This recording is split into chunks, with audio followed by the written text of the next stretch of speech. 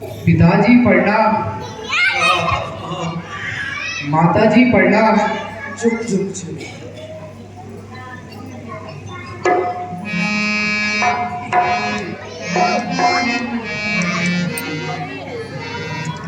बेटा राम, तुम आ गए। अंतिम बार केवल तुम्हें देखने की लालसा थी। पिताजी, स्वास्थ्य तो ठीक है ना? आज आप कैसी बातें कर रहे हैं? बेटा राम, जरा मेरे पास तो आओ। मैं अंतिम बार तुम्हें गले लगा लूं। पिताजी, आपकी यह दशा देखकर मेरा दम घुट रहा है।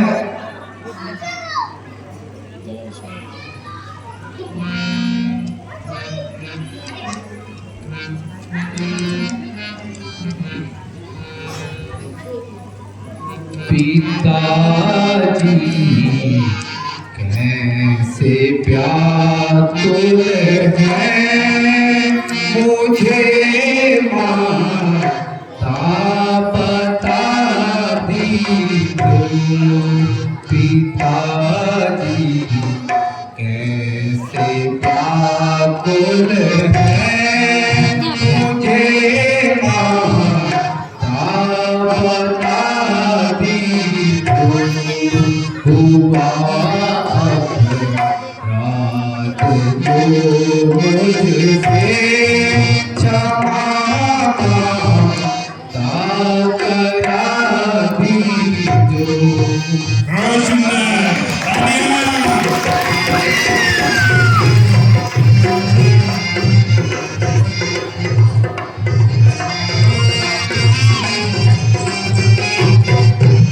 मुझे है शोक अति भारी, मुझे है शोक अति भारी। पिताजी, देख हालत को, मुझे है शोक अति भारी। एक हालत को जो देखा दूर हो मुझ पे क्षमा करा दीजिए।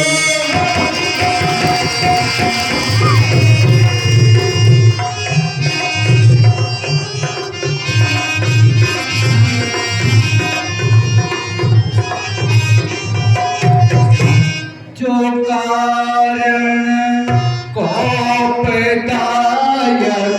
हो, जो कारण कोपदायक हो, जरा जल्दी बता दीजिए। तेरा ही रूप है माता, तुमसे जल्दी बता दीजिए।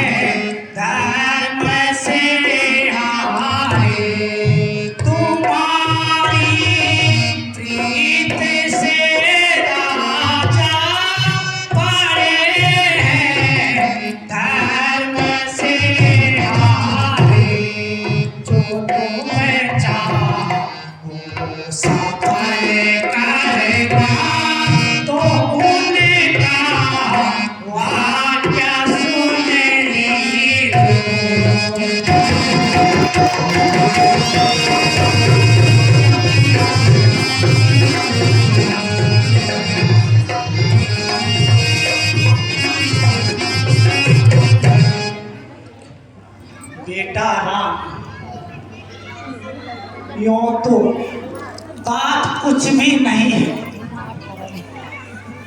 यूं ही आज मौका समझकर मैंने राजा से अपने 2 वरदान मांगे, जो कि एक बार मुझे तुम्हारे पिताजी ने सुबह खाने का मन भी नहीं, आज रात को भी खाया, युद्ध भूमि में मैंने भी एक रोटी खाया देकर आए थे। आज वही वर महाराज से मांगे। एक वर से भरत को अयोध्या का राज्य और दूसरे वर से तुम्हें 14 वर्ष का वनवास। बस इतनी सी बात के लिए राजा बेचैन पड़े हुए हैं बेटा।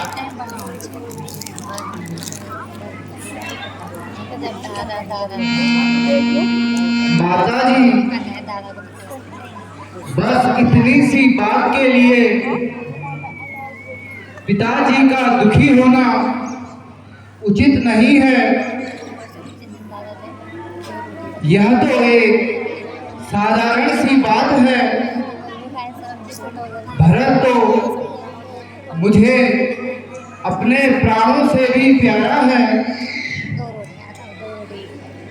यदि मैं माता पिता की आज्ञा का पालन न करूं तो समाज भी मुझे मूर्ख कहेगा। इस हेतु हे मां, मुझे पिताजी की आज्ञा शिरोधार्य है। बेटा, मुझे तुमसे यही उम्मीद थी। केवल इतनी सी बात के लिए राजा ने इतना पखेड़ा खड़ा कर रखा। समय को बीतते हुए बेटा देरी क्या लगती है? 10 और 4 14। इस प्रकार 14 साल तो ऐसे ही बीत जाएंगे बेटा। मैंने तो यहाँ तक कह दिया था कि आप अब चिंता छोड़कर राम को ही राज्य दे दीजिए। मेरे लिए तो भरत भी उतना ही है।